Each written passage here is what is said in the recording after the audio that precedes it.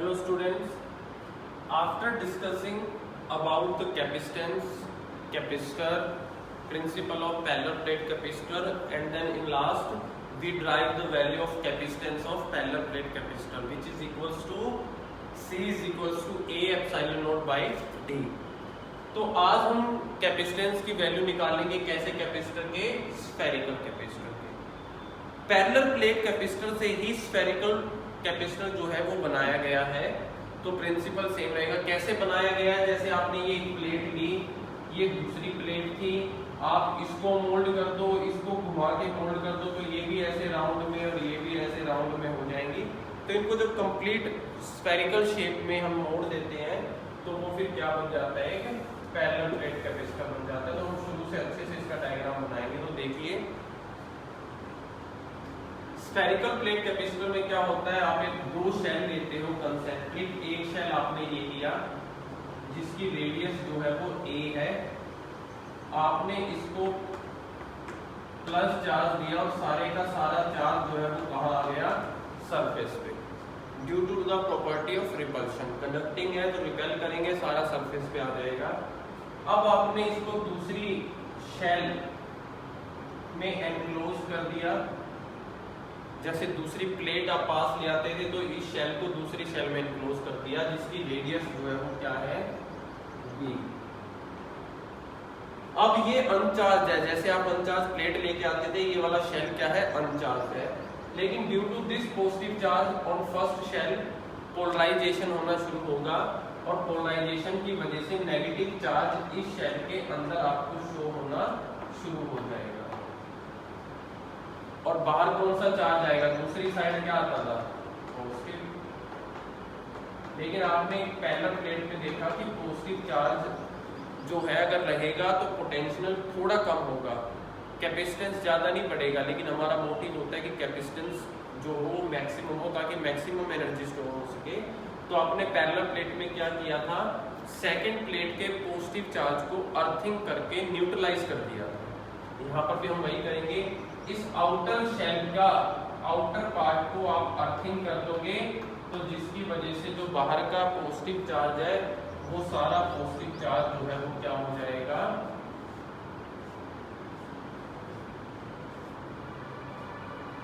Neutralise हो जाएगा। तो बाहर कोई भी चार्ज नहीं है। As there is no charge outside the second shell so there will be no potential, hence there will be no field. ये दो बातें आपको याद रखनी है।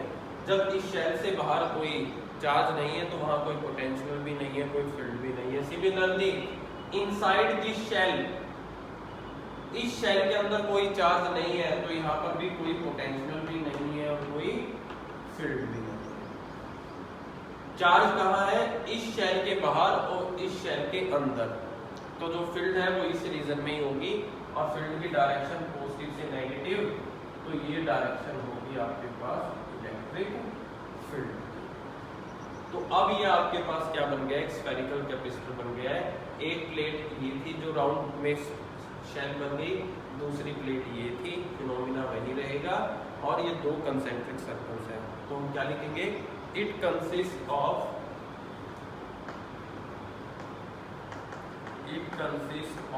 To concentric spherical shell of radius a and b। दो स्फेरिकल कंसेंट्रिक शेल है हमारे पास जिसमें एक की रेडियस a है तो दूसरे की रेडियस क्या है, b है। जब हम +q चार्ज देंगे to a shell a shell को, तो वो क्या हो जाएगा, सरफेस पे यूनिफॉर्मली स्प्रेड आउट हो जाएगा। When +q charge is given to shell, capital में इसको A बोल देते हैं, इसको B बोल देते हैं, shell A, then it uniformly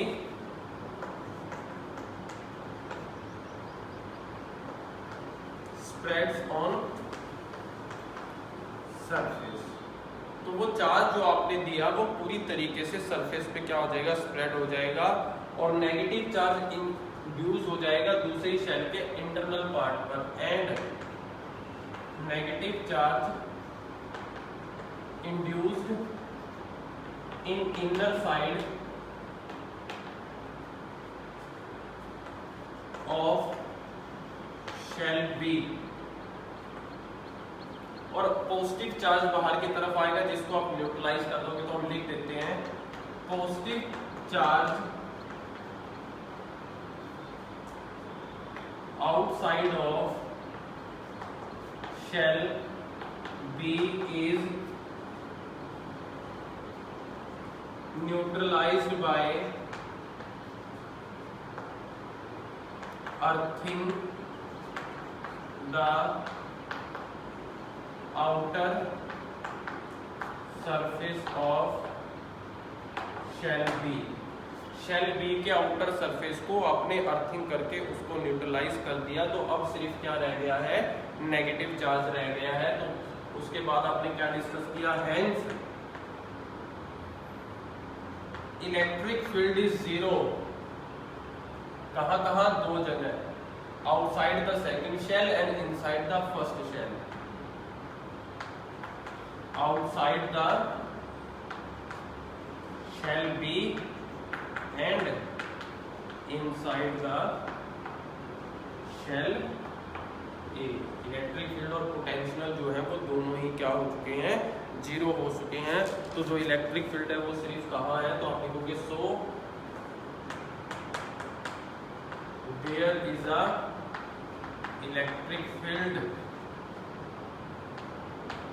between the shell, shells के अंदर होंगी, directing from positive charge of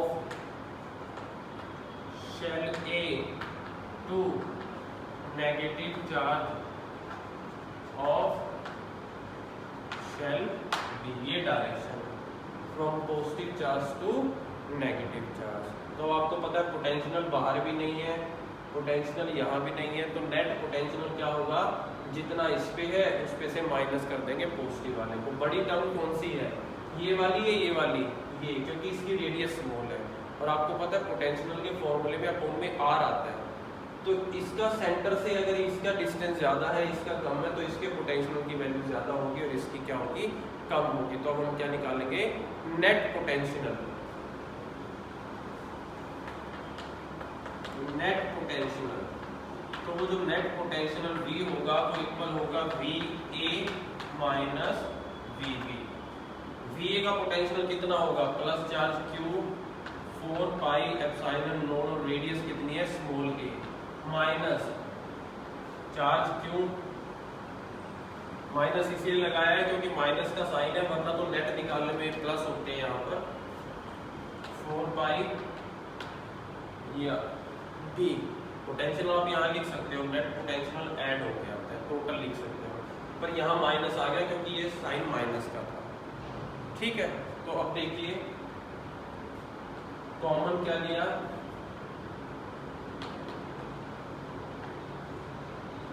one by A minus one by B, या फिर आप इसको ये लिख सकते हो क्यू अपॉन में 4 पाई एप्सिलॉन नॉट, एलसीएम अगर लोगे तो ये हो जाएगा, तो उल्टा लिख दिया हमने शायद, और ऊपर हो जाएगा b माइनस ए, नीचे हो जाएगा a। ये किसकी वैल्यू आई हमारे पास, ये वैल्यू आई हमारे पास निकल के पोटेंशियल। क्यों, अगर पोटेंशियल आ जाता है तो फिर आपको पता है कैपेसिटेंस निकालना कितना आसान है। Now capacitance C is equal to Q by V। Q आपने निकाल रखा है, V की वैल्यू क्या आई, Q नीचे, 4 पाई एप्सिलॉन नॉट ऊपर, और जो टर्म है उनको भी रेसिप्रोकल कर दें तो A भी ऊपर, B माइनस A, Q से Q कट जाएगा और जो फाइनल वैल्यू आई वो ये आई।